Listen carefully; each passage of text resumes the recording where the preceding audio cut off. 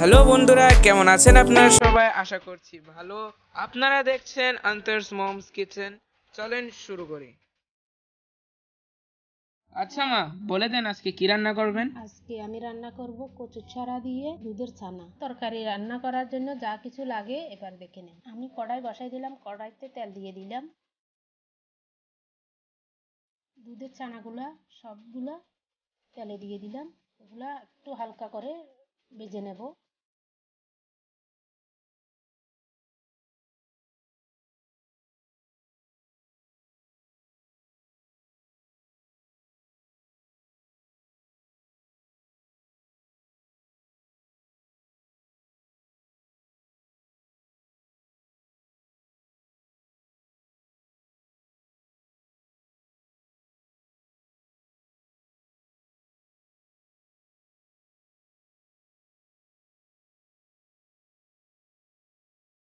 একটু লাল লাল করে ভাজি করে নেব।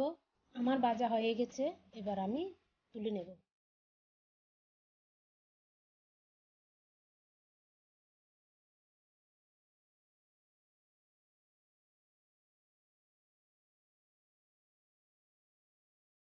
আবার আমি 1 চামচ তেল দিয়ে কচু ছড়াগুলো হালকা করে ভেজে নেব।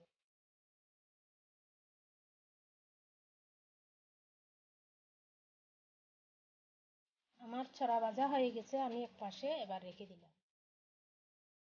এবার আমি কড়াইতে তেল দিয়ে দিলাম, পাঁচফোড়ন, তেজপাতা দিয়ে দিলাম। এবার মশলাগুলো করে নেব। হলুদের গুঁড়া নিলাম 1 চামচ, মরিচের গুঁড়া নিলাম 1 চামচ, লবণ নিলাম পরিমাণ মতো, ধনিয়ার গুঁড়া দিলাম, জিরার গুঁড়া দিলাম।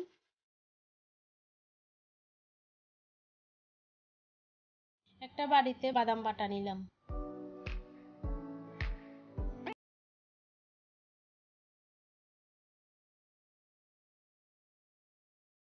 মশলাগুলো এবার পানি দিয়ে পেস্ট করে নিলাম।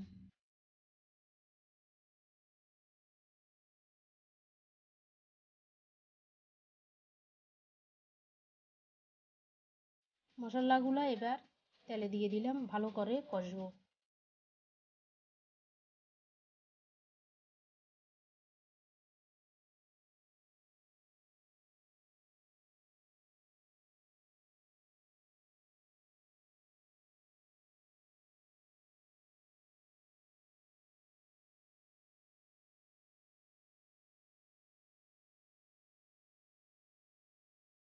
আদা বাটা দিয়ে দিলাম।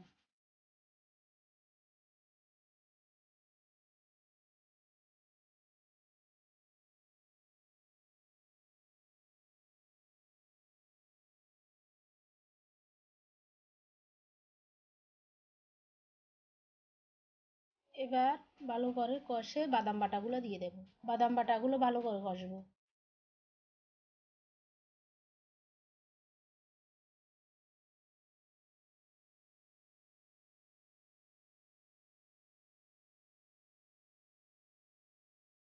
এবার কচুর ছড়াগুলো দিয়ে দেব।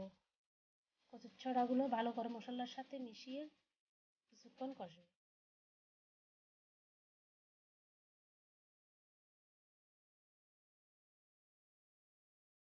এবার পানি দিয়ে দেব।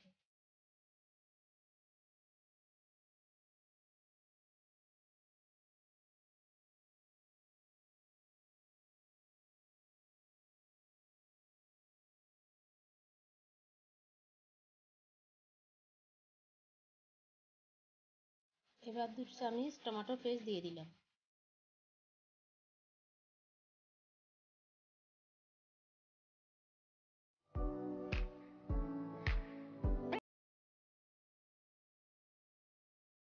এবার দেখবো কচুর ছড়াগুলো সিদ্ধ হয়েছে কিনা।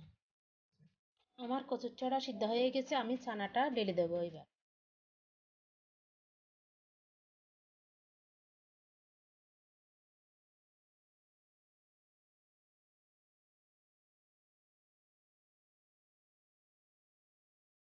কয়টা কাঁচামরিচ দিয়ে দিলাম।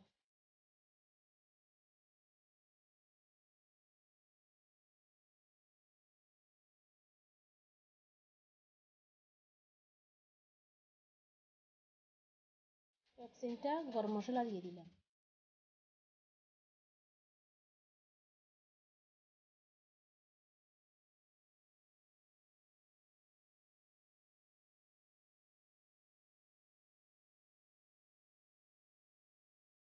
এবার আমি ধনিয়া পাতা দিয়ে দেব। তরকারিটা আমার সম্পূর্ণ রেডি হয়ে গেছে।